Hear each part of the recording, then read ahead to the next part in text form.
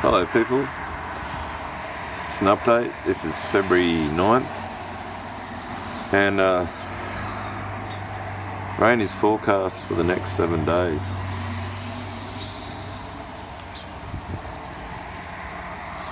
So I guess the plan is to now flood out the areas that were burnt. Excuse me. Deliberate chemtrailing, geoengineering, it's doing this. I've shown that over the last few days. You can see it for yourself. If you look hard enough, not hard enough, you don't have to look hard, you just have to look long enough to see the patterns. Anyway, I guess I've got to get used to walking a dog in the rain for a while. Let's see what happens. It's a rain bomb.